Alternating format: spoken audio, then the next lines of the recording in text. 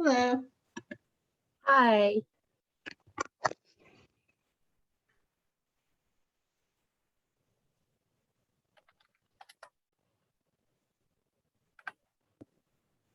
Oh, I just got an email from Brad saying he may be late. He has back-to-back meetings again with New Salem Select Board. I think he sent it to everybody. Oh, okay. But Okay. he'll, the good thing about meetings is, he doesn't have to drive to get from. It's true. It's true. The one saving grace these days, right? Yes, yes. And I mean, I came out to the library just because it's easier to work here, but I'm thinking like the rest of you don't have to come out. Oh, here's Brad. You don't have to come out in the rain. This awful weather. I know. Sounds like it this is started like- pouring again. Yes, the first cold, damp day, Yeah. So. Yeah, it's pretty yucky. Yeah. Hey, Brad. Look at you Hey, Brad, you made it. Okay, early. good. Wow.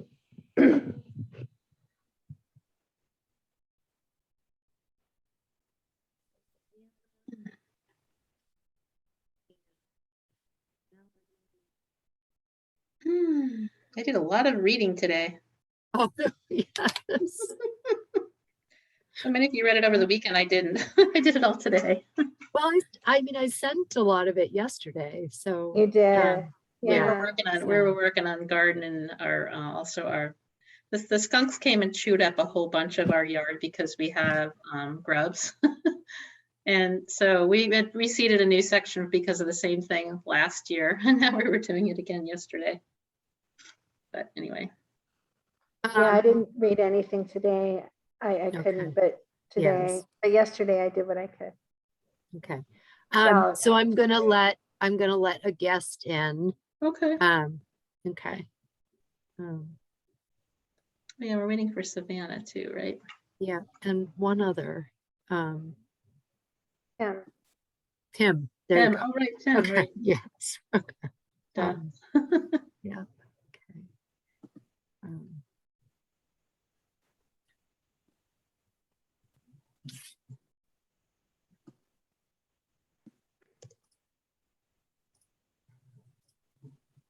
Hi, Melanie. Good evening, Leslie. Good evening, Michelle. I'm chairing tonight. We're just waiting for a couple more trustees to arrive before we start.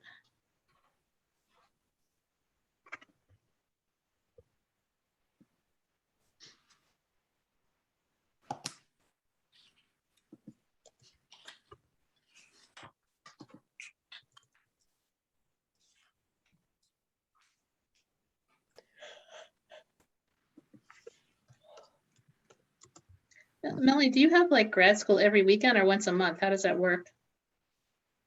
I have class once a week on Saturdays. I have 2 classes. They're 3 hours long each. And then during the week, the rest of the class is on Moodle. So it's online. So it's a hybrid class. Yeah. So there's like, readings and discussion and. Oh, so some of it's in person? Yeah, some of it's in person. It's really, yeah. That's Simmons great. University has like a relationship with Mount Holyoke College where they have, so you can either take classes in Boston at Mount Holyoke College once a week or fully online or a combination of any combination of that, which is very cool. Yeah. Yeah, that's great. Yeah, it's awesome. I'm enjoying it. That's one thing about the pandemic, right? We've all like our technology accessibility has changed so dramatically. Yeah. To make things like that able to happen. Before you would probably drive to Boston or something on Saturdays, which would be a lot. Yeah. Okay, so Tim is here. Hi, Tim. Yay, Tim. Hello. Hey, Tim. Has anybody heard from Savannah? I haven't. I didn't today. She didn't respond to anything, but that's okay. People are busy, so.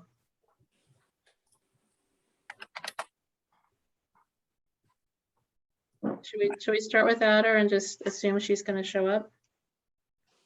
Okay. So we have a very packed agenda today. I'm chairing tonight. And Leslie, we'll save if you can save your questions for the end, because we're going to be covering a lot, that would be great.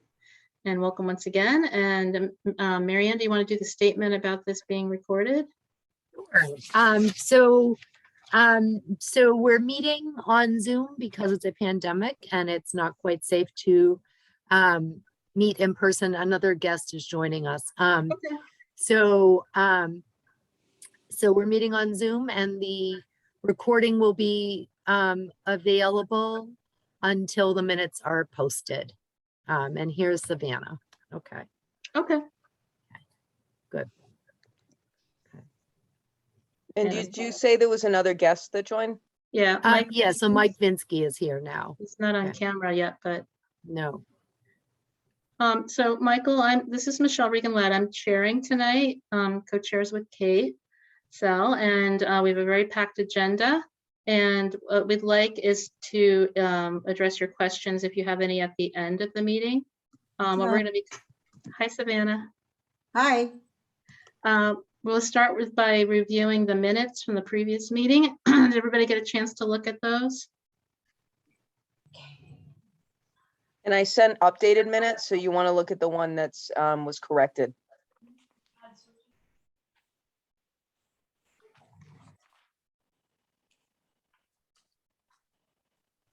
That looked good to me. Does anybody else have anybody want to make a motion?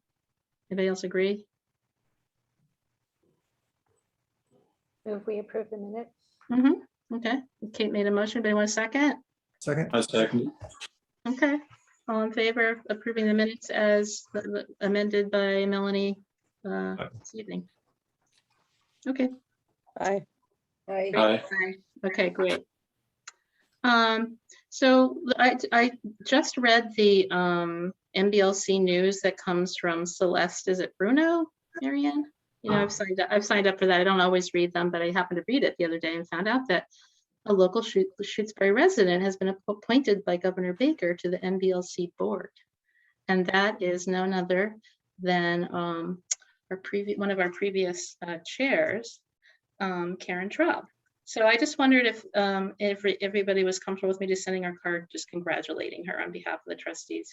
Obviously, she's done a lot for advocacy to be appointed to such a position. And it would be simply just that. That would be That would be great. great. Okay, I will do that. Thank you, Michelle. You said her name is Karen Traub, Traub, yeah, Mhm. T-R-A-U-B. Traub. Yeah, she was the head of the last building program, the LIFNEC, and she was a chair for a very long time. And she was a chair in Wendell, I think, too. Anyway, so that's quite an accomplishment. All right, so the next thing I wanted to talk about was the library's role in community resiliency. And since that's the piece that you wrote, Kate, do you mind talking about that a little bit? Just briefly, I mean, I don't know.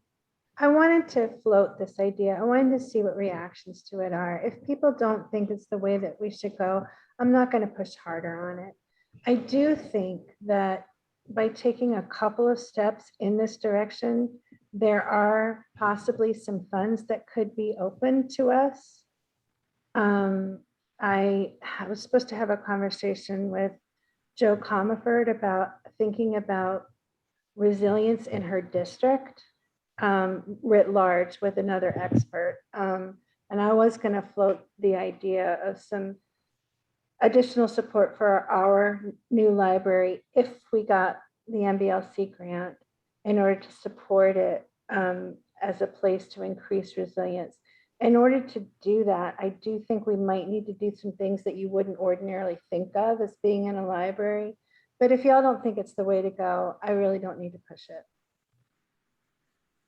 Do you want to say specifically what that is for people that don't have the document in front of them? Sure. So a couple of suggestions that I floated are the idea of having a continuous power supply, which would allow for a continuous supply of running water. This is because, as we all know, when the power goes out, we don't have water either. And then I was thinking back to the experience that a lot of us had in 2008 when we were without power for about a week during the ice storm. And I had not yet 1-year-old baby at the time.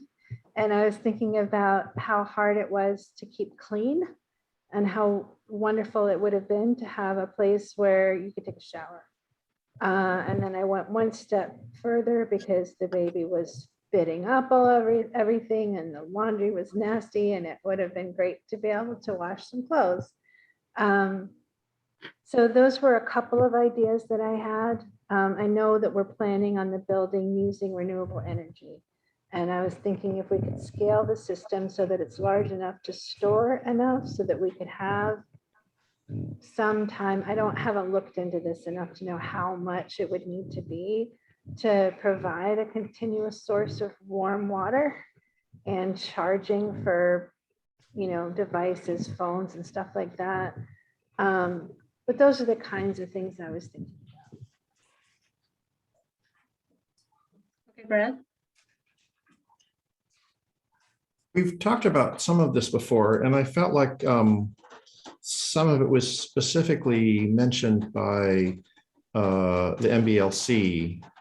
Their, how could I put it? The way I interpreted it was the state has been over the years changing its position on things of this nature, and they now welcome things such as solar power because they feel like it's an important thing, and they also welcome community resiliency. And the parts that I remember most were things like charging stations and a place to get water. And so all that seems, to me, it feels like something we talked about all the time. And I've just been expecting that to be part of the project. And then we get to things like showers, and it feels like there are a couple things there. One is that it's not a huge price difference. And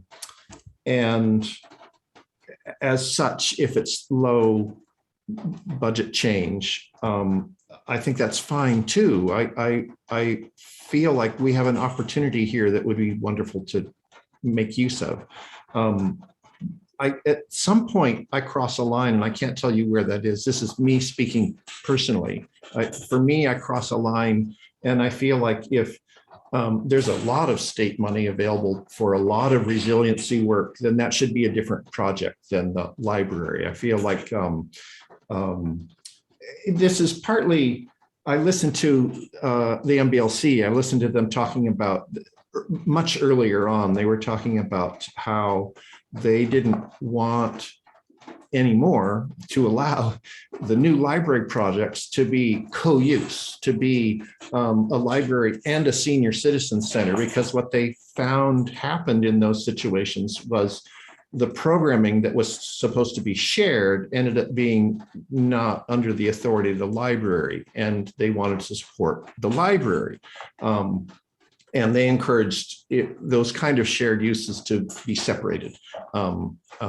Maybe they have an adjoining wall, but they're in separate buildings, something of that nature. And so for me, there's a line, and I'm not sure where it is. A shower seems easy, washer and dryer. That's a little harder for me to say. I feel I would like the library to be focused on being the library, and that on the flip side, I run 1794 Meeting House. I run concerts, and in 2019 we lost 2 concerts on a weekend because it was an extreme heat weekend, and there was just no way to hold a concert in a healthy manner. And I don't think that's going to be the only time that happens. I've been seeing not so much lots and lots of heat, but for when I'm running these concerts, what I see is lots of extremes, and concerts in June that are too cold, anyway. So I don't know where the dividing line is, but I welcome the idea of having space for charging stations and things like that, and having some backup. If it was very expensive backup, I would say maybe that goes beyond the needs of the library and that needs to be a separate project. It's hard to divide that line. I think Marianne had her hand up too. Did you, Marianne, previously? No? Does anybody, I have a comment, but I want to save it to see if anybody else has any comments. Tim? Can I add one thing? Sure. So I'm thinking about this in terms of, like Brad said, costs. And if you're plumbing a building, and if you're doing electrical in a building, adding a washer hookup and a dryer hookup is relatively inexpensive on the front end. It's more expensive to retrofit it on the back end. So that's why I was thinking if there's a way to do this where we garner additional support for the library through other sources, that it might very well be worthwhile monetarily. Okay, but it's not, that's not the only consideration. And I agree, there's, you know, there's a line here and I'm not sure where it is. So. Melanie? Yeah, I kind of feel like our, adding some of these features would make our application even more interesting, as long as we didn't go too far. Like, adding these community resiliency features is interesting, and it does, it is supported, like Brad said, by some of the things that the state is moving towards. And I don't think that, if we did add some of this to the building program, it's not like it's set in stone, right? Like we talked last week about how there's going to be opportunities for the community to provide input, right? And maybe, through community discussion, people will say, well, we don't, we'd rather have more space for this and less space for this, but I think that maybe on the front end, adding, without getting too into it, so we don't have that problem of, this is we don't want to make it seem like we're building an emergency shelter or something, because we're not, but adding some of these features to make it like, this is really interesting and it really meets the needs of the community, because this is a rural community, adding some of this might benefit us. That's what I'm wondering anyway. Okay, Tim, I think you had something you wanted to say. Sorry, go ahead. I think our mission is to support a library. I think the concepts of places to stay if your power is out, places to stay if you don't have air conditioning, etc., apply to some other building that's not a responsibility of the library or the board of trustees to push. I think a generator that would run the library for 1 or 2 weeks is appropriate. I think that's appropriate for any town building. I feel like you need to stay focused. When I edited the reflections of the board of trustees, I put in comments that weren't included, but the gist of them was that the building should be flexible enough that should other grants in the future that are rapidly developing to deal with climate change, et cetera, the building should be flexible enough to take advantage of future grants. But I'm not in favor of putting things like a laundry and shower in an application for a library building. I think that's another aspect of building the facilities in a town like Shutesbury. And that's it. Savannah, do you have any thoughts about that?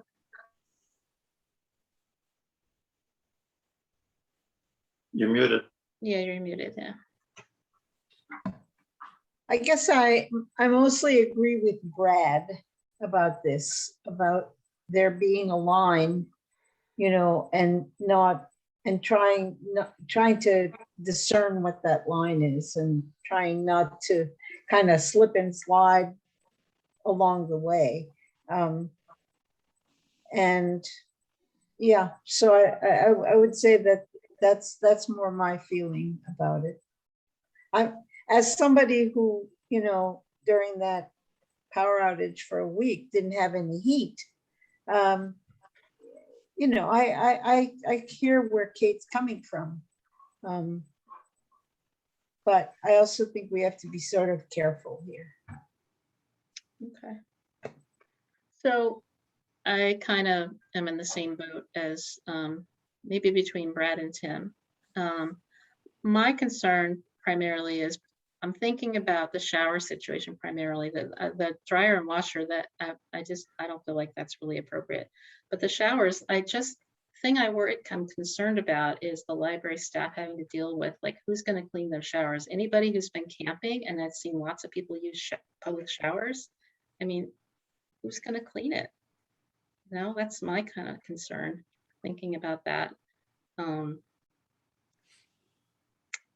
And I don't know if I feel like it's really appropriate either. I mean, maybe if there's some way to add it on, if there's some other, if it becomes like our emergency shelter, or if it's put next to it. But the dryers and washers, I don't see that one at all. Yeah, that makes sense to me. I mean, a couple things I will say briefly. One is that I totally hear where y'all are coming from, and it is outside of how we think about libraries. I get that completely. We haven't built any new infrastructure in town for a really long time. I don't know when the next time we're going to have a chance to, even if we have a chance this time.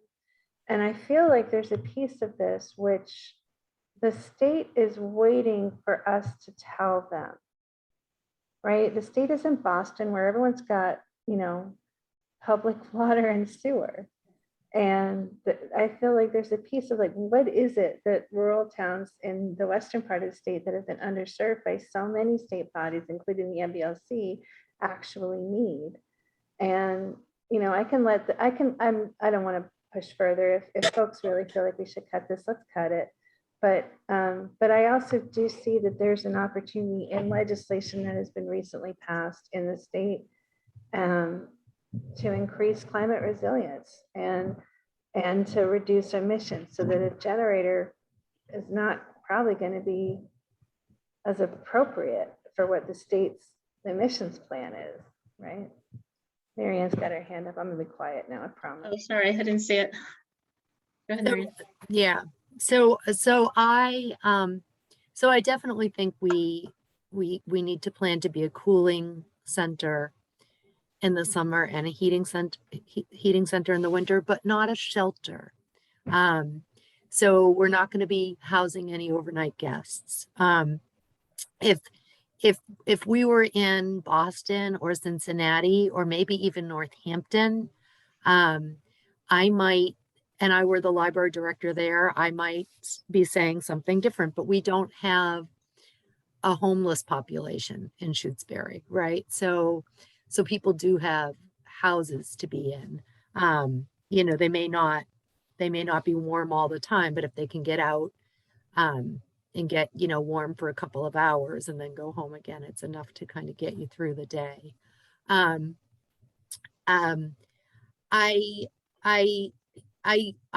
can almost see a shower, but Michelle, thank you for mentioning maintenance of the shower, because we have zero janitor support now in this building. We're going to have to demand, we're supposed to have a janitor who comes and cleans the library, but he rarely shows up.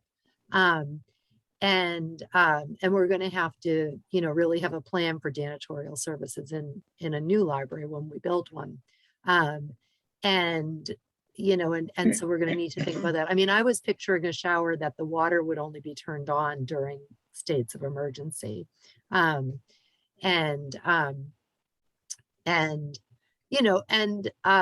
I thought if there was room for a shower, there was room for a washer and dryer, and neither of those things was all that expensive. But I'm willing to let those go because the times that we need those are few and far between. And if we could have, power all the time and, so that people can get warm, get water, get cool in the summer and charge their devices, we've already made a huge improvement in people's lives during a power outage. I mean, I think back to when I don't remember if it was the people's power was out or if it was the internet that was out last fall. And of course it was a pandemic and I couldn't let anybody in, but we had so many people using I had extension cords going out the window And, you know, I had teachers teaching classes at the picnic tables. And if we had, at that point, lots of libraries were open. And we could have had people inside if we weren't so small. So so I already think just having a right-sized library that has power all the time is going to be a huge improvement in people's lives. And it's not, and I was going to say, if we really wanted to push this, that we should have a community meeting just about this, but it doesn't really sound like the trustees really want to push this. You know, the power all the time seems acceptable, and it is something that this Board of Library Commissioners supports. Yeah. But more than that might be too much for us to take on right now. Okay. Sounds like we all agree. We need to take a vote, or we just, it seems like, yeah, Melanie? So No, I just wanted to add that, you know, echo what Marianne is saying, is that it's within the scope of a library and the expectations of a library for it to be a heating and cooling center. Like that's not an unusual thing. That's Right. what the, right. Right. Yeah, I just want to make sure that that's clear. Yeah, absolutely. I can Yeah. think of times that I've heard that the Springfield Public Library and all their branches are cooling centers when it's really hot. Yeah, okay. All right, you okay with that, Kate? And if Yeah, I will. if you get if any it's other okay. information, let us know. You know, Well, yeah, it's gonna be too late because my meeting got put off.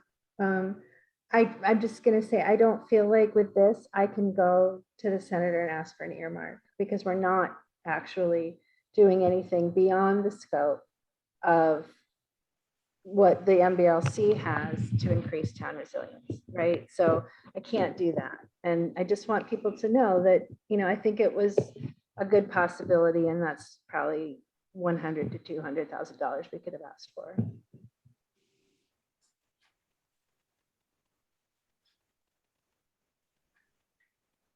If you wanted to say something?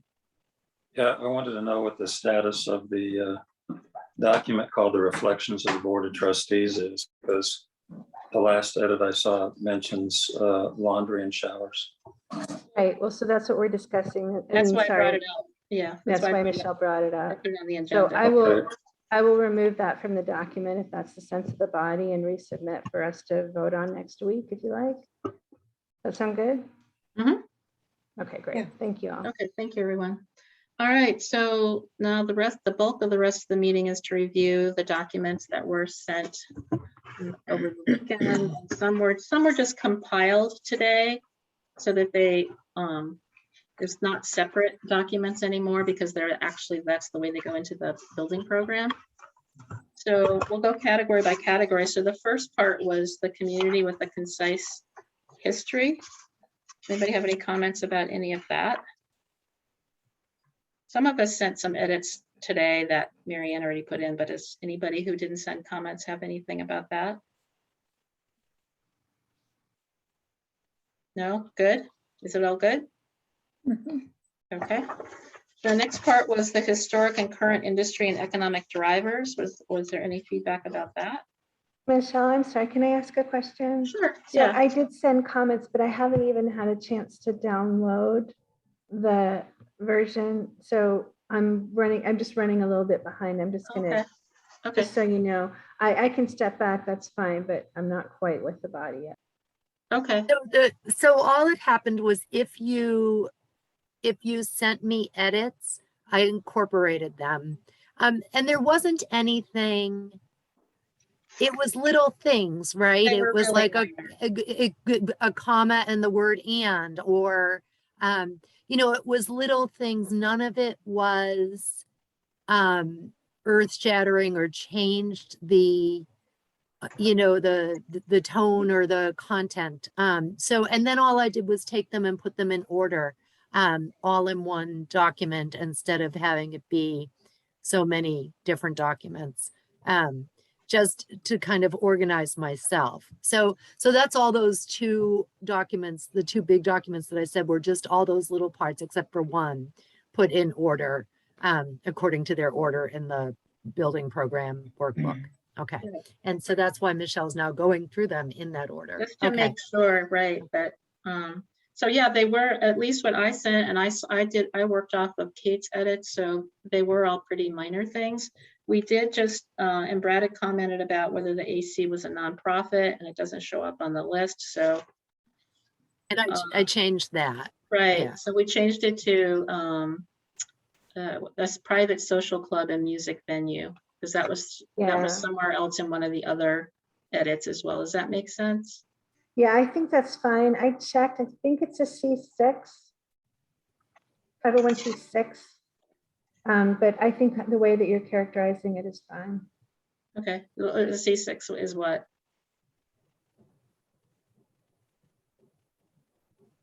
Go ahead, Brad.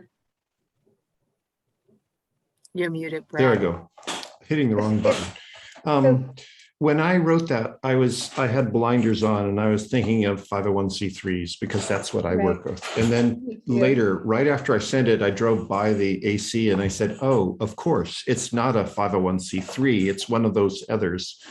And I meant to write to you saying nonprofit is probably correct. I bet It it's a is nonprofit correct. association. It is correct. Because I'm pretty sure it's a C6. I haven't been able to confirm, but I remember when Sean was the president, we had a whole conversation. But anyway, I don't think it matters that much, No. It really. probably doesn't. Yeah, I mean, you have to become a member. That's why I thought maybe a private social club, and I think you would put about a music venue. So that made sense. It's just showing that that's one of the few places people can gather in the community. Okay, so the next part was historic and current industry economic drivers. I mean, only kind of things I added were like just, a few grammatical and capitalization things. That was about it. Yeah. Anybody have any comments about that section? No? Okay. The next part is the population demographics.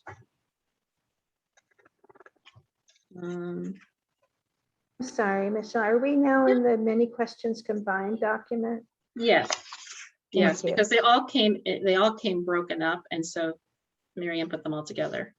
So it's the first one, it's called community. It's the very first 5 pages of the building program. I think that one of the few things I found was just a spelling error. That was it.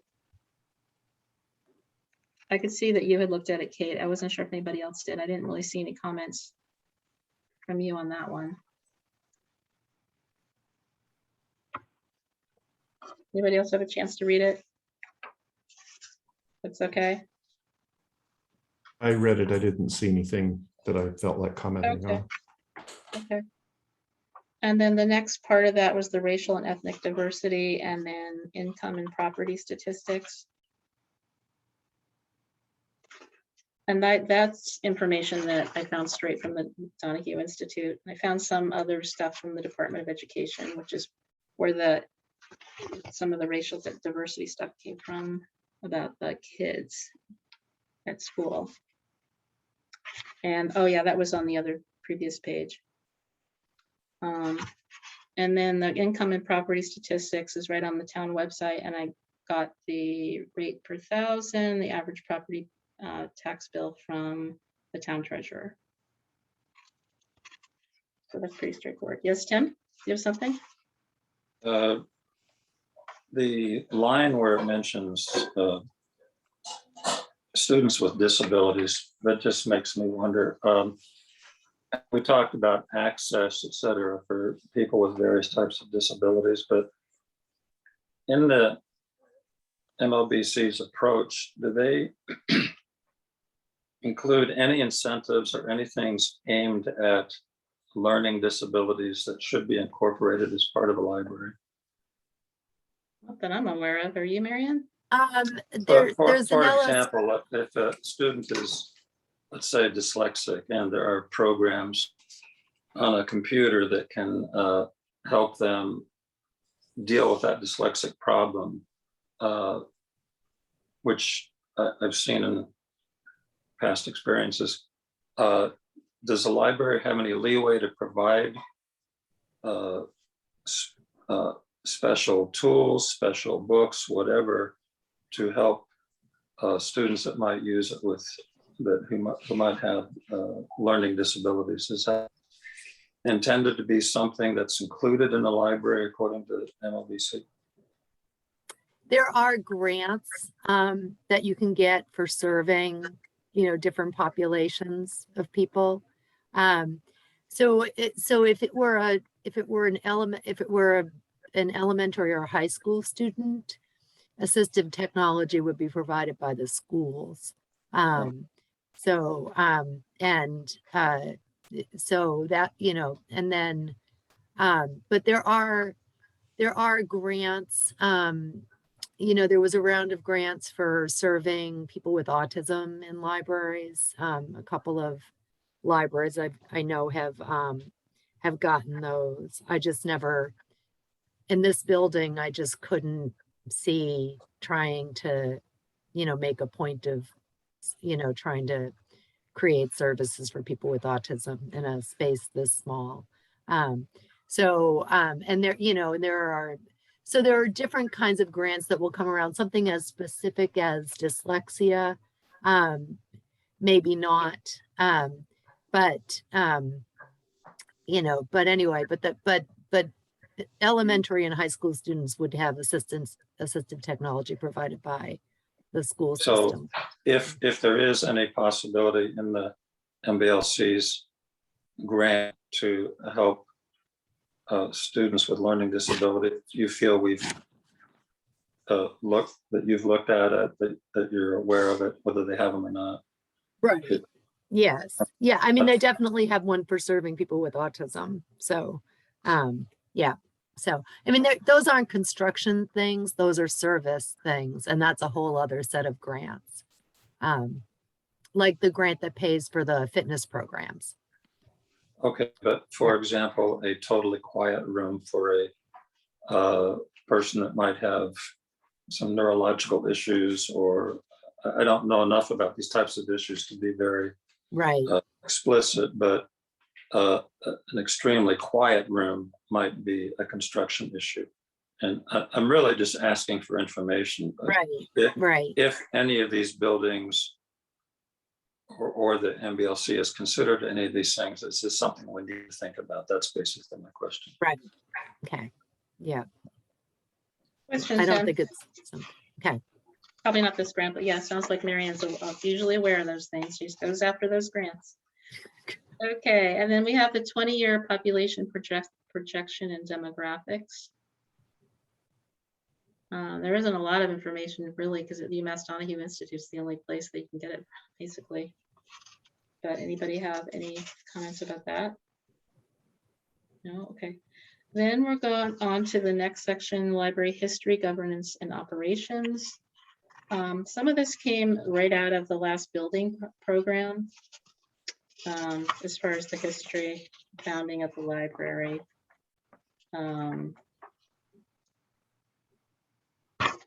Any comments about that part? I'm going to change door that can be opened with a push button to automatic door. Okay, what page is that on? That's on, it doesn't have a number, but it's pretty close. It's the second paragraph of history, governance, Okay. founding of the library and evolution of Okay. spaces All right. occupied. Okay. Sounds Okay. good. Okay. Is this where it says the size of the library? Because Brad had asked that question about Yeah, this. so- Oh, yes. Yeah, so okay. I looked it up on the website that I shared that information with you. I think they are now including the addition to make it 900 square feet, Right. but no, it's not usable. So Stephen Dalmas came and measured the library last week. He measured the inside, he measured the outside. He came up with, it's more than 900 feet if you measure the outside. So I think that 768 is pre-addition. In any case, we're going to just go with Stephen Dalmas's numbers and go through and change it so it's consistent all the way throughout. And Yeah, it probably should be, and- since MBLC seem to think it's 900 square feet. right. And so, and when I started as library director, the ARIS report had it listed as 900 square feet.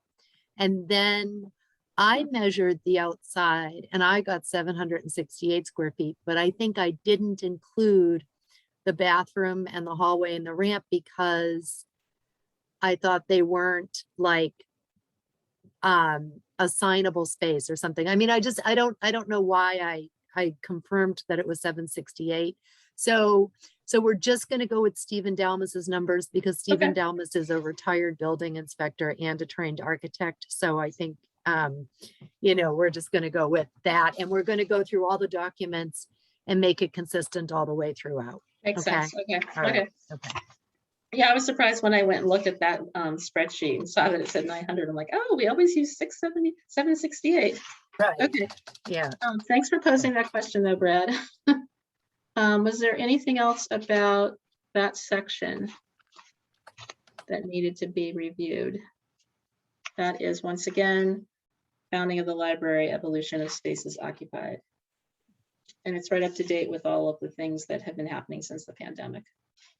No? Okay. Library governance and structure, that pretty much that came right out of the last building program, and also our mission statement is our mission statement that we voted on and is one of our Google Docs. So and yeah, go ahead. Oh, you giving me a thumbs up? Yeah, I can't hear you. Okay, thumbs up. Okay, okay. All right. And then the service model is the next part.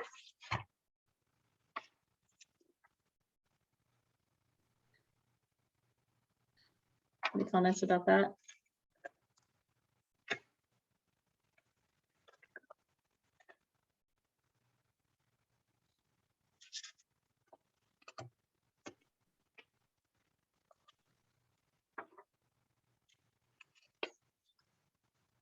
I'm not finding that one in my set.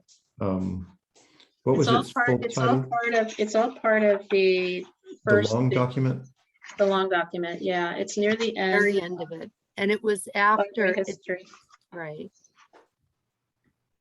It was part of the library history governance and operations continued. Right.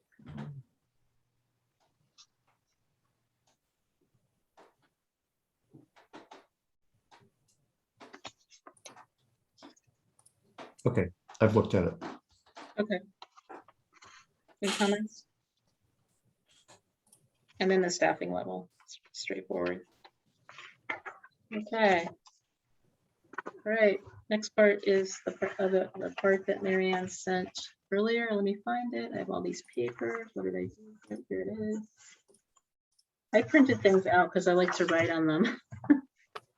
And it was a lot of paper today. Oh well. This is what we had to do when we met in person, like back in 2009. Every time we'd be coming with our documents, our hand scribbled notes. We've come a long way. Okay, the next part is called the library statistics and demographics. That was the first fat document that Marianne combined all the little pieces. So the first part is circulation and relationship to population and holdings.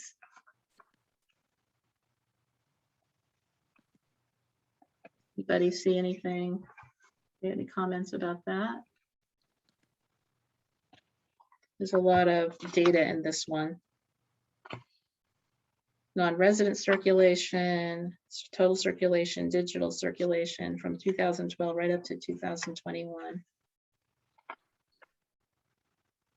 Any comments? No, okay. The next section is actually, this first one is a very long section. It doesn't end until page 5. Are we on circulation in relationship to population and holdings? Yes, No. it was like just- 5 pages oh, yeah. long. So is there anything? Yes. Yeah. Okay. Yeah. So now the next is programming and program attendance In relationship to and population. relationship to population. I read that and I didn't find anything that needed changes. Looked good to me. I think it looks like Kate had made one comment. So did you address that? I would have incorporated anything Kate sent Okay. me, I incorporated. Okay, okay. And the comment was about just acknowledging that people like to do activities in person, and right now everything Right. has been Right. remote. So Um, just to acknowledge that, because hopefully Right. at some point we can Okay. start having more in-person things again. right. Okay. And then technology usage and relationship to population. That was a short section. Oh yeah, there was a question about the Chromebooks. I had addressed that question, Marianne. I think they gave them Right. during the pandemic, but my Yeah. question was, are they still So giving I them? changed that. So the middle schoolers and the high schoolers are given Chromebooks. And so I don't see it changed in this document. Did you do it later? let me find it. I think this might Um, have come before you got my comments. But yeah, that's the Oh, only it comment I had did. about It that. did. Yeah. So I changed it after the fact. Okay. So what page is that? Page 8. Page 8, 7, page 8. So here's what I wrote. The regional school system provides Chromebooks to middle and high school students, reducing the library's need to provide technology. To provide technology for this population during the school year. Okay, are they still doing that though? I mean, they started it during the pandemic when I was. No, they didn't. They didn't start it during the pandemic. They started it. Okay. They started it, I think, when Rachel was a freshman in high school. Okay. Uh, Then what I'm uh, thinking of is they started giving iPads to elementary Right. school kids Yeah. during the No, pandemic. that's Okay. yes, yeah. They Okay. started it when Rachel was a sophomore. Okay. And she never got one, but everybody below her did. Mhm. So, Okay. okay. Okay. Yeah, I just want to be clear that it's not the Yes. library giving out Yeah. Chromebooks. Right. Yeah, no, Okay. no. So that's why I changed it to the regional school system Okay. provides them. Yeah, okay. Does anybody have any comments? That was the only thing besides little commas and things that I saw in that section. Any other comments? No? Go to the next one. Attendance in relationship to population. That one looked good to me too. No, wait a minute. Did I don't know where that one is. And then online usage and relationship to population. I had a question about that. Sure. Marianne, is there a way to tell like what the online usage is for particular services like Canopy and Libby? Can you tell like how many Yeah, people are using? Can I tell? So more than just the statistics that I've included? Oh, maybe I missed that. There, Let me look, at- sorry. It's the bottom of that section. right, under it, it has the Acorn TV, which we had just for a short time. There were, 1,531 videos viewed. Do you see that? And Yeah, then, never mind. then I have Hoopla and Canopy and then Ancestry. Yeah, I no, total it up. that's good. That was my question and it's answered. Okay. Yeah. Yeah, okay. I had a question.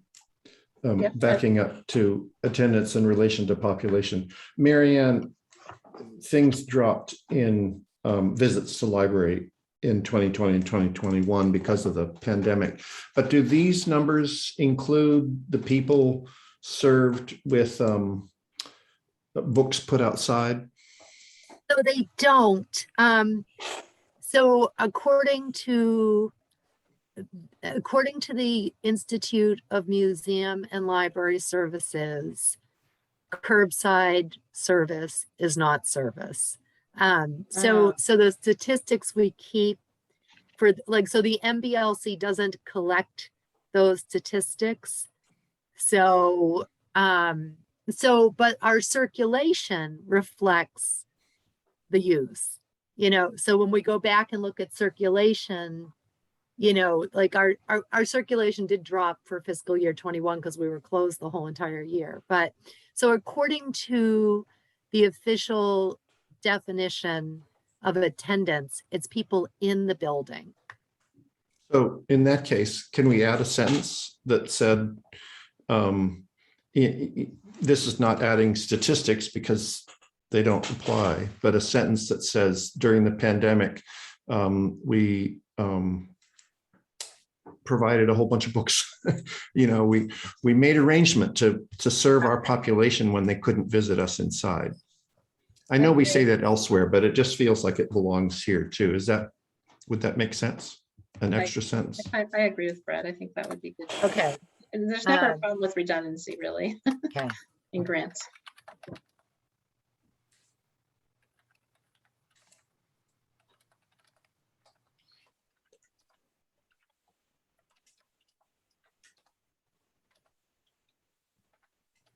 Any other comments? Okay. Online usage and relationship to population. Melanie had a question, but that was answered. We can move on to the next one. Most popular services.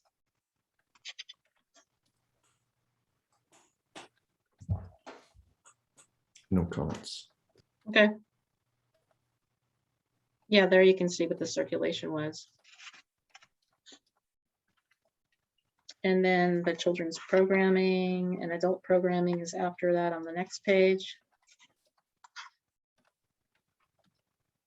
Impressive numbers, given that everything was virtual. Anything Can I else? read that sentence to you? Yeah, go right ahead. During the pandemic, the library made arrangements to serve patrons via outdoor pickup and expanded digital resources, comma, while it was unsafe for people to come inside the library. Sounds good to me. Good, okay. All right. Okay. All right, any comments about the programming? Most popular and less popular services?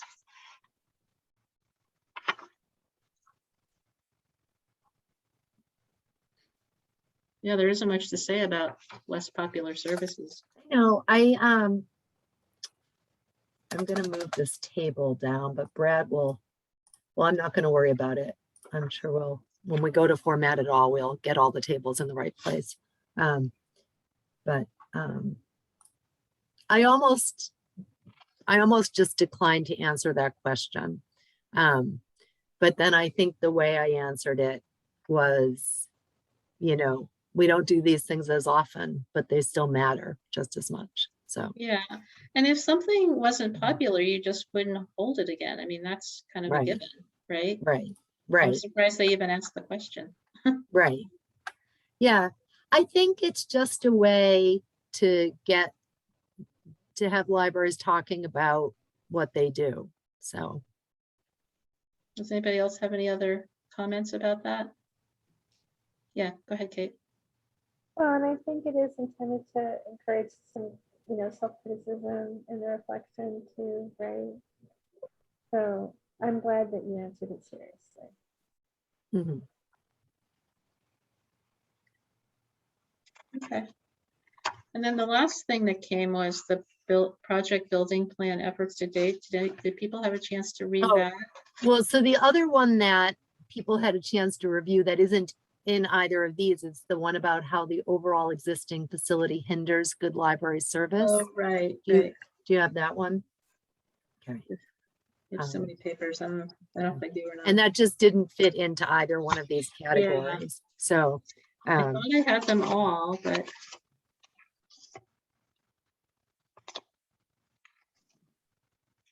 Is it possible for you to share that on the screen? I know it'll be hard to read, but maybe I'll Yeah. recognize it if I see it. I'll Oh, share. yeah, I see it. Okay, it was page Got it? 13. Yeah, I found it. It's page 13. It says page Okay. 13 at the top. Let me look. Yes. Okay. Does Okay. everybody have it? Some people found it. Okay.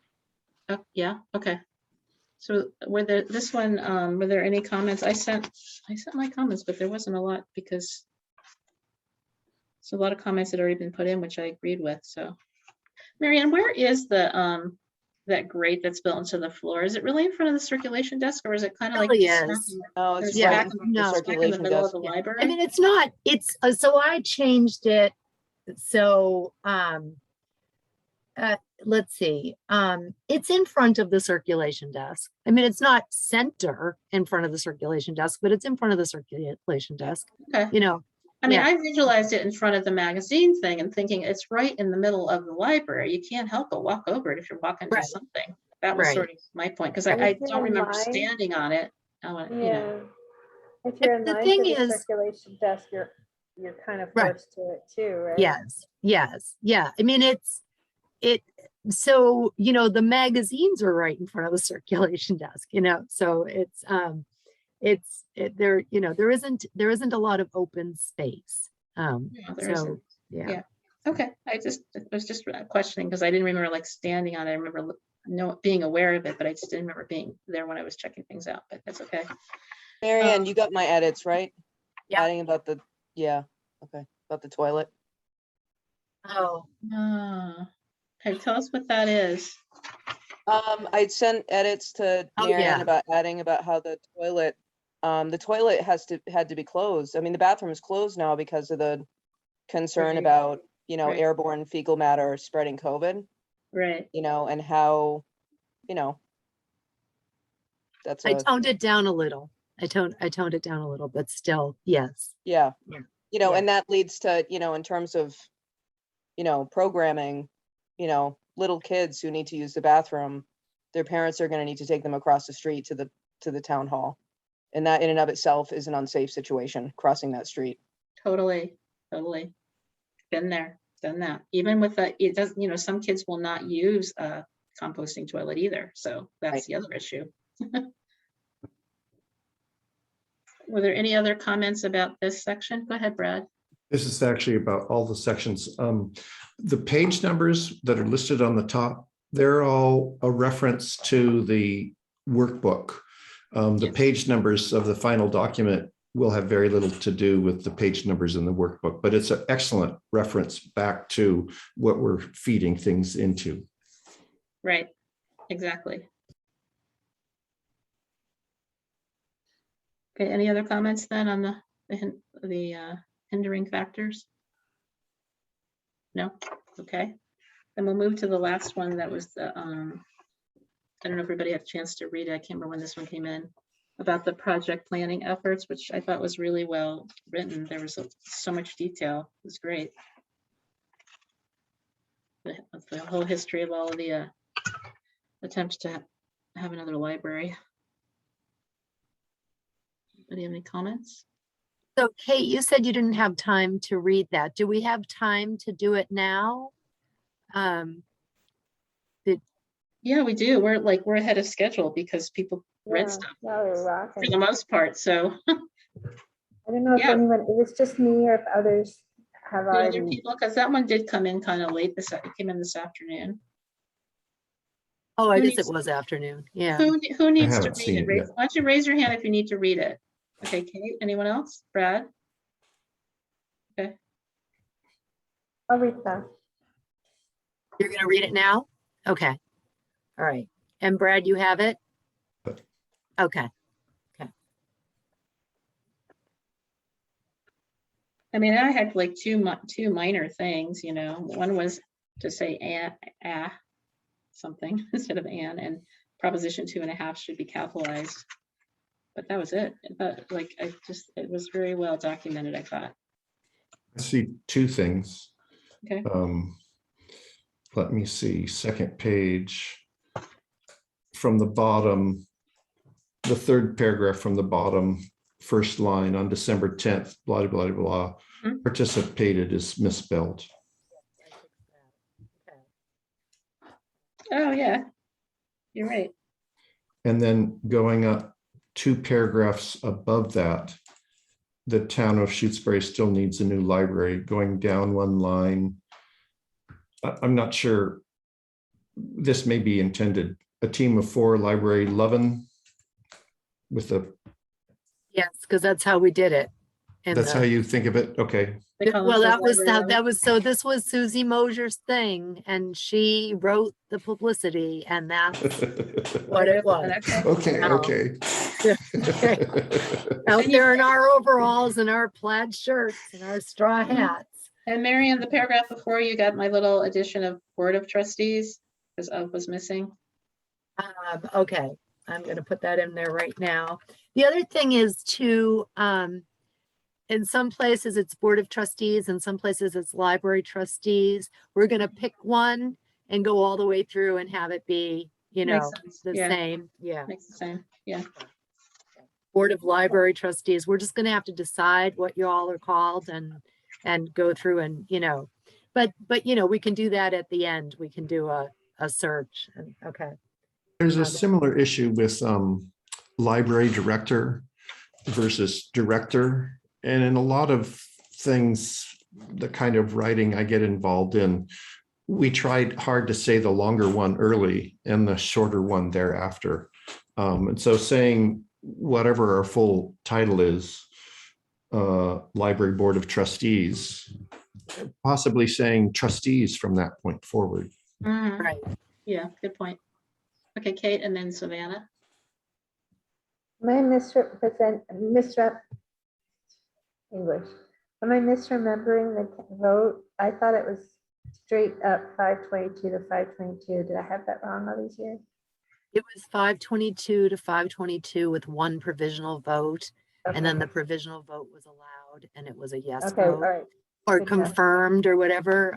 Yeah, All yeah. right, thank you. Okay. Okay, and Savannah, you had a question? It's not a question, it's just a comment, actually. Having been here for every one of those, I must say I was exhausted by the end of the time I finished reading that section. Because it's been an exhausting time. It's been an exhausting process. Yep. Yeah, it's very clear how all of the attempts, all the things that have been going on for so many years, right from, was it the late 90s or something? Five. Where did that start? Yeah. So I'm sorry, did you already address this, but the library 11 with no G and the apostrophe instead? Where is that? What Uh, page? I am Oh, looking library at, 11. yeah, You We you want me to touched change it to library loving? or something.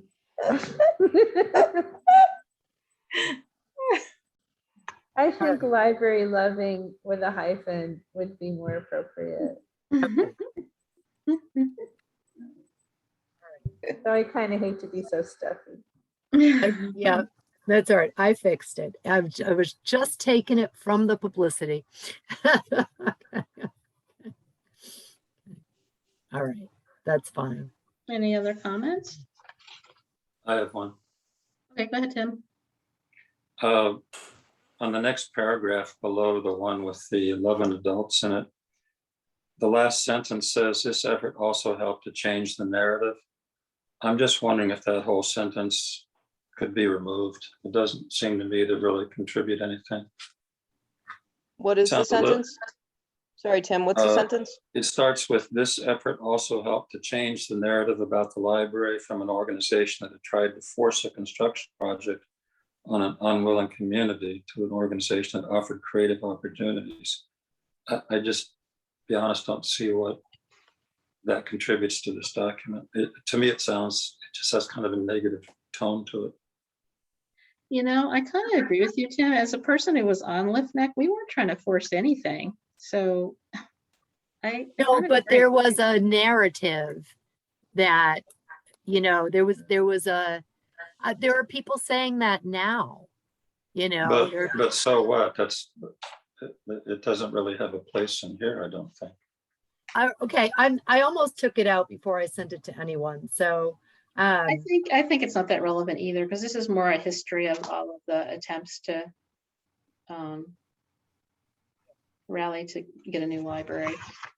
I mean, and part of the reason why I included the kayaks at all or some of these other things was just to show that that we are moving forward, that we're always moving forward, and that, you know, and that we're working to meet the needs of the community under difficult circumstances for, not beyond just the size of the building. So, okay. And that's a great positive message. So Yeah, and that's really apparent, I think. So I agree with Tim.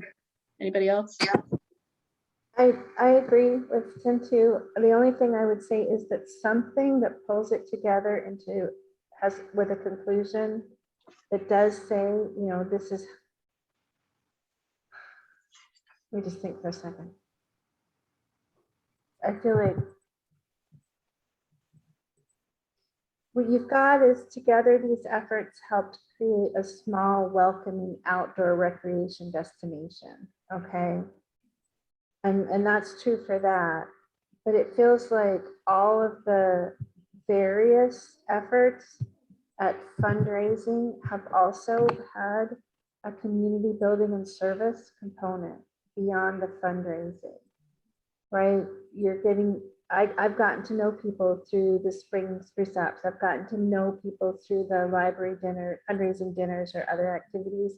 I feel like that's worthwhile saying because that speaks to the role of the institution in the town as opposed to like an outcome that we hope for, that we hope we can broaden the narrative and change how some people see things, but we don't actually know, and we probably won't know until we see what happens with the vote if we get the grant.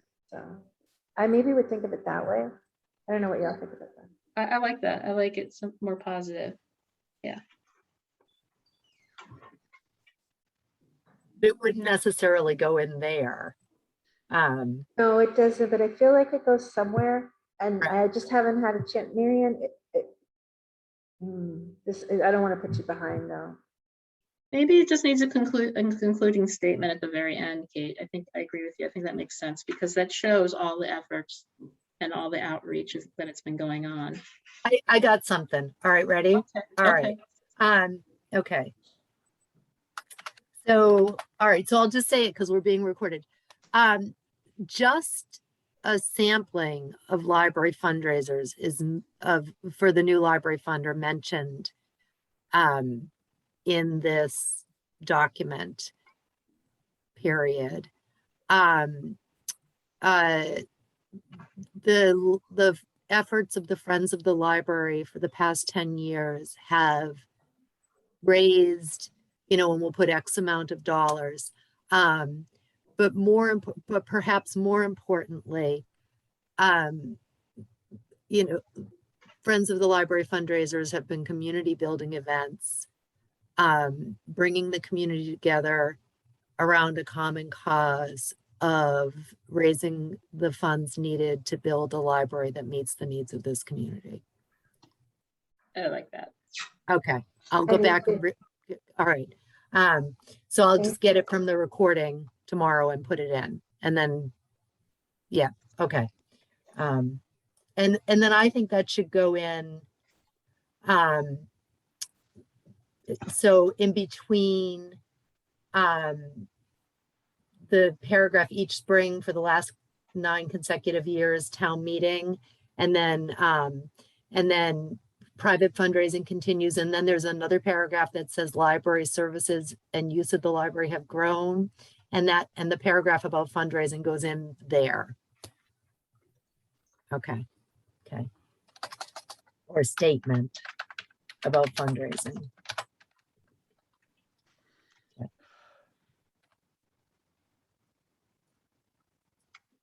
Okay. Are there any other comments about this particular document?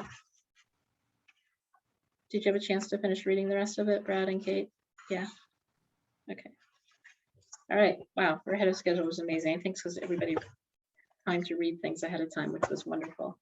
Marianne, what is it? I could have sent more. I told you I started reading around 11 this morning. At 3, I had to go do some errands. I was like, whoa, it's a lot.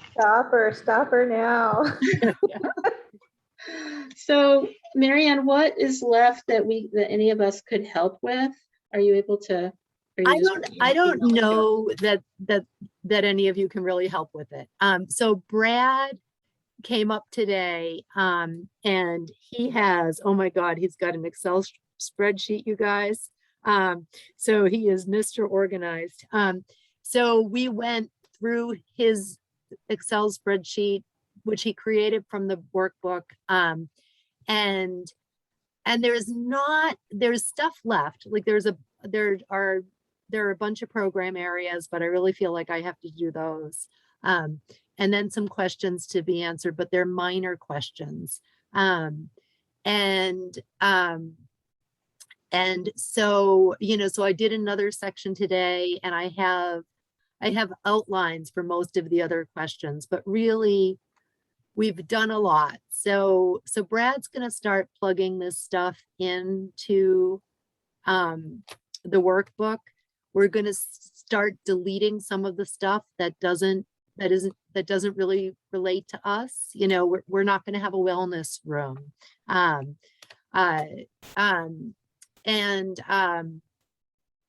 then I'm gonna, you know, this week I'm gonna be writing the answers to more questions and sending them off to you. And so my goal is that that we can review the rest of the questions next Monday night, and hopefully all of the program areas next Monday night. Okay. And a lot of it is stuff I can just take from the old building program, you know, there, you know, I started with a page today about the exterior of the building. So like, what do you want the siding made of? And what do you want, you know, what the orientation of the building? That's all just very straightforward, you know. I need to ask about roofing materials to be prepared. So we need to say that we want the roof to be able to support solar panels, you know, but it's, and then I'll send it to you, but I'll have, you know, Stephen Dalmas or Michael Broad go through that with me. You know, Michael Broad's a retired contractor, Stephen Dalmas is a retired building inspector. So we've got some expertise. So I'm hoping that we'll have a draft of everything that, you know, that I can send you before Monday, but it might be Sunday night. And I'll try and send the drafts earlier as they're ready. And then this was all of these drafts you had, they were all separate. I just combined them into two big documents. And then hopefully, you know, we may not be able to say we're done next Monday, but we could have the following Monday. Otis has asked until October 25th to finish the building program. So we have until October 25th.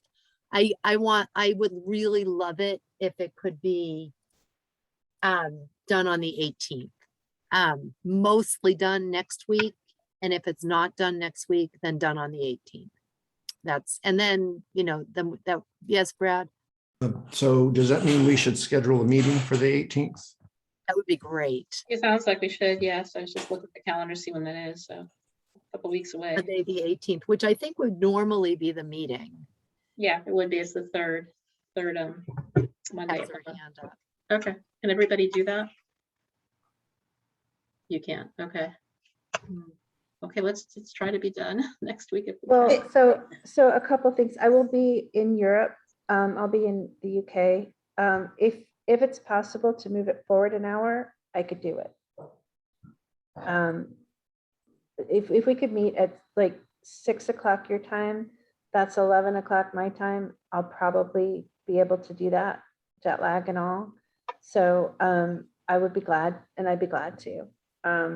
Also, I would just want to, I'm on like a long flight, and if there's any proof, like if Brad, you've gone through and you pulled all this stuff together and you just need a fresh pair of eyes to look at it, I'll be glad to do that while I'm on the plane. So sorry to be leaving at such an awkward time, but let me know how I can help. Would, I mean, if I could 6 do works 6. for you, would 5 work for everybody? I can do. For which day are we This talking is about now? October 18th. I would be even better. Thank you. I That'd be have, great. that's my every 2 weeks, I have something happening at 7 o'clock. And that gives us our hour and a half with no impact on that other meeting I have. So that's great for me if that works for people. What about you, Melanie? I have to work till 5, so I can make it home by 5:15, but Shall we say That's that? the best I could do. 5:15? Yeah, I can do whatever. Okay. Okay, sounds good. Okay. Let me plan for that. Okay. Good. Sounds like a plan. I took down the wishing list tree. I didn't get to go through all the tags to match up with Marianne has already typed up, but I'll have that ready and I'll probably do it tomorrow. It's supposed to be rainy again, and send it out to you guys so you can see. That's not anything we comment on. I mean, it's just to see what people want in the library. So is there anything else before we see if our guests have any questions for us? Anything else? Tim, do you have something? Yeah, those comments from the community. Seeing what they want is one thing, but what have we done to take into account or decide upon anything that might be included in that? I mean, Marianne's already typed up a lot of them. I was just going to be adding the new ones that didn't make her list, so she's already seen them. So the rest of us haven't. My question is, has the input been evaluated as to whether or not a suggestion is something we can or want to incorporate into a new library, or did they, in other words, people took the time to make suggestions. What happened? What was the next step? So then I'm incorporating all of that into the program areas. Not all of it. Somebody asked for a hot dog stand. The MBLC has already said that we cannot have a hot dog stand because they are party poopers. But when you see the list, and the list will be in our town newsletter that's coming out soon, or the list that was out, I had somebody make a list of everything that was out there so far, and then I sorted them by categories, and it's all stuff you'd expect, right? So space for children, space for teens, space for programs, computers. It's like other than the hot dog stand, space for parents to get out of the house and have, there were sort of some lovely comments, and there are things about, so so we're planning space for children, and we're planning space for teens, and but the bottom line is that you have considered all those comments and where practical incorporated them into this document. Yeah. Okay. Yeah, I'll finish typing up make sure we get the last few in, but as I was taking them down, Tim, I could see they all looked pretty typical except for the hot dog stand. I kind of chuckled when I saw that one. I thought, oh, I wonder if a kid put that one in. Anyway. more books, and the same is true with like we visited the Irving Library, and then I sent out a survey to the people who visited the Irving Library, and then actually Molly Moss is going to just write up a summary of that survey result, and then she'll do it for the Leverett Library too.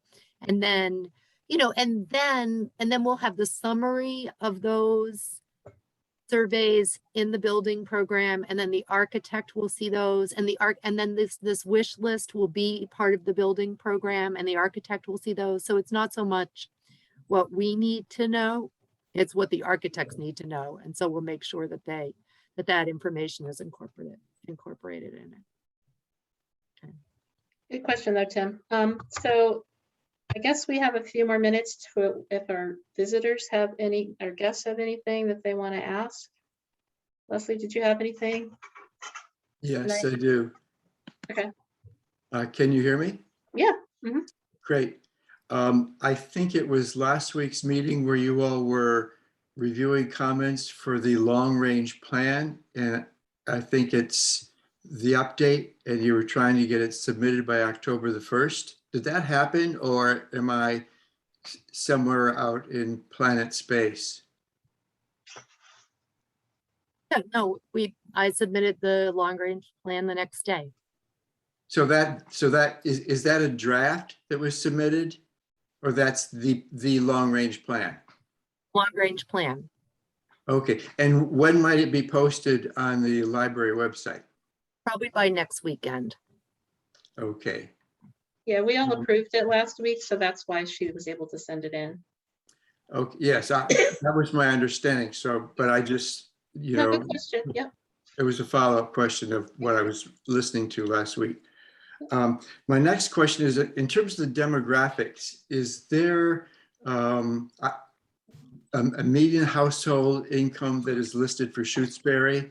And are there categories of median household incomes, like the categories of households below 30,000, households between 30,000 and 50,000? Is there any addressing of the different strata of income, median of household incomes in the demographics?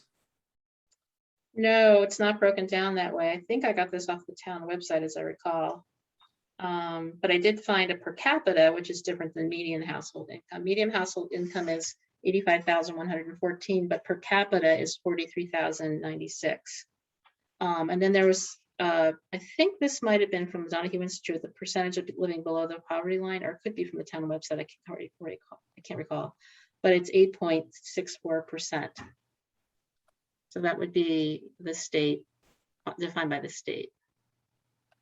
Okay. Just personal opinion, I don't think that's, an expansive enough description of the different household income categories in terms of, the demographics and the affordability regarding a medium household income of 86,000 is pretty sizable. That's median. Don't forget that's the bell That curve. median, okay, I understand that. Yeah. Okay, but there are people in town who have houses, assessed at $750,000. Okay, so that skews the median, and 86,000 is a median household income. I think doesn't take into consideration that there are lots of people who are not even close to that. So that's my issue. That's my concern. Can I just say, Yeah. if you can find that information, I looked a lot of places. I looked at the Franklin County regional government. I looked at the town website. I looked at the Donahue Institute. I looked at all the places that I was aware of. Yeah, Kate. Yeah, I'd like to concur with that, Michelle. I went out and looked for additional information, income information to break, that was broken down even more, and I couldn't find it. The only additional information that I found were the percentage of people living below the poverty line, which is, what we added. But again, if you can find that information. Believe me, I've been looking as well. Yep. Yeah, I checked the American Community Survey because it comes out in advance of the 2020 census data, and I couldn't find it there. I asked a couple of friends of mine who are colleagues of mine who are experts in sort of various kinds of economic data. I couldn't get it there. I really wanted us to have that too. I wasn't one of the team that were working on this particular document, but when I read it the other day, I was like, wish we knew more about that. So far, I haven't gotten anything back. And that's why I put I was a public school employee for 36 years. And so I'm really familiar with the Department of Education's data. So I went to their website, and that shows that right now, 35.7% of our kids that are just at Shutesbury, they don't have the data broken down for Amherst, are considered economically disadvantaged. So that's why I put that in there, because I know that that's relevant data and it's current data. So that's in there too, because I couldn't find things. I went to all kinds of websites, as Melanie did and Kate said as well. So it's there too to show that, yeah, some families definitely are having a hard time. And this is the first time, and that's typically defined by free and reduced lunch qualification. So, and I had heard that's the first time that Shutesbury's had that such a high number. Yeah, Kate? Yeah, I mean, the thing that I would say is that given the age demographics of the population, that's not going to capture a significant issue that some of our residents may be facing, right? And that's why I really wanted to find better data. I just haven't been able to yet. Right. I couldn't find it either. I hear you, Leslie. I'm retired, so I know what you're talking about. But if you can find it, let us know, because we did look. Do you have any other questions or comments, or should we go to Mike? I'll defer to Mike. I have one more comment, but Mike, please go. Okay, go ahead. Yeah, Mike. Yeah, I just was wondering the recording of this meeting, where is that going to be available, and when is that going to be available? So the recording of this meeting will be available from the town clerk's office tomorrow. And it is available until the meeting minutes are posted. And then it's not available anymore after Right. that, is that? Okay, all right. Also, I just kind of like to echo a little bit of what Leslie is driving at here. As I'm starting to get more and more pieces of what this library potentially could look like, it just seems that there's not a lot of consideration being taken into regarding the affordability of this program and everything. I mean, we've used some CPA money to support the Habitat for Humanity house that we built in town. We just passed a way to do a means tested tax reduction exemption for people that are having a hard time paying their tax bills. I'm on the police study group, and Christian Burgess, the acting police chief, has talked about individuals with food insecurity issues in town and income insecurity issues. And, these things are happening right here. But as I listen to the wish list of things that are potentially going into the library, it just seems to me that it's basically a bunch of rich people who are putting together a library and not considering a lot of the other people that are living here in town. So I know you don't get a lot of people coming to your meetings and everything who have issues like this, but a lot of them have the distinct impression that there's no way to have an input into this. There's no way to rein things in. So that's you'll just see a couple of people talking about this, but there's more people out there that have the same issues. That's all I wanted to bring up. Thanks. Can I give a response? Yeah, go ahead, Brad. Mike, you aren't alone in bringing those comments to us. I've participated in as many of the public events that I could. I think I've only missed, we've done a lot. I think I've missed a few. And I would say, I mean, it's interesting thinking about those. There were some that I felt like were simply wish lists. They were pie in the sky, wouldn't it be wonderful if? And as library trustees, our job was to put that into reality, not into reality, to put that into practical perspective. Our statement has always been a right-sized library, a library that the town can afford. And we are aware that part of our job is that the job of selecting, of choosing, of trying to figure out what works.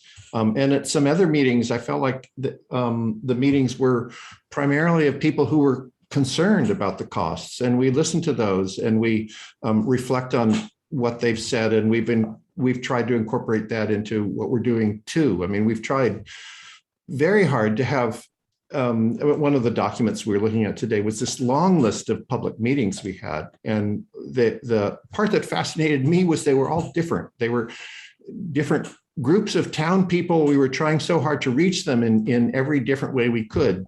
So I feel like your message is one we've heard and one we know is an important part of town, and it is part of what guides our choices.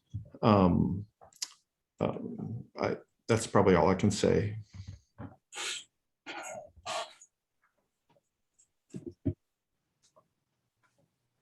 Marianne's got her hand up, Michelle, Oh, I'm and sorry. so I didn't does see it. Leslie. Okay, go ahead, Marianne. You can let Leslie go first. Okay, go ahead, Leslie. Okay, this is my last comment, I promise. But listening to the conversation about resiliency and what amenities, if you will, should be included as part of a library, I have a great frustration on the part of our town not really working seriously towards the kinds of amenities that were being talked about: cooling, heating, backup, place for people to go. Correct me if I'm wrong, Mike, but I think the town is sitting around $2 million in free cash and stabilization fund. And what has the town done in terms of planning to address these resiliency concerns that I think are not the responsibility of the library, but of the town itself? Thank you. Okay, thank you, Leslie. Any other comments? Oh, Marianne, you had your hand up. Go Yeah. ahead. So I wanted to address things. So about the money. So first of all, for 10 years, the Friends of the Library have been working very hard to raise money. And they have raised more than $250,000. And then town meeting has been working very hard. The trustees of the library, with support from town meeting, has worked hard to raise more than $250,000. And now we've got, you know, $522, maybe $523,000 in the bank. So we heard loud and clear last time around that people were concerned about the potential cost of a project like this. And we've worked for 10 years to save money to decrease the tax impact of this project. You said that Kristen Burgess is talking about food insecurity. So the library is involved in the neighborhood food project. The library helps collect food from people in Shutesbury who have the means to donate food, and delivers that food to the Amherst Survival Center every other month. In October, we have 37 households contributing bags of groceries to the Survival Center. I can't say how much it's going to weigh yet, but it's going to weigh a lot. It's going to be our biggest collection yet. And then for more than a year, the library has been delivering food to seniors in Shutesbury once a month. So the library partners with the Council on Aging and the Amherst Survival Center to deliver about 2 weeks worth of groceries to senior citizens in Shutesbury to their door once a month. So the library is well aware of food insecurity and works to help people who have food insecurity and to provide the food for those people so that the Amherst Survival Center can provide food to Shutesbury.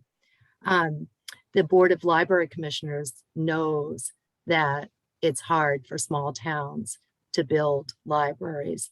That's why they've created this pilot project, and they're paying for an increased percentage of the construction cost. They're paying 75% instead of 60%. It's a huge difference. They're providing more technical support and guidance because they know it's hard for small towns like us. And then the library is aware that there are people who have limited resources in town, and the library is the one resource in town that provides free recreation, enrichment, cultural enrichment, educational resources for people. The ways that the library provides access to resources it's really incredible, and people in the community love it and they use it, and it's my pleasure and privilege to provide for people. And then as far as what is the town doing about resiliency, this is the library, and the library does a lot, and the library goes, you know, beyond, I think beyond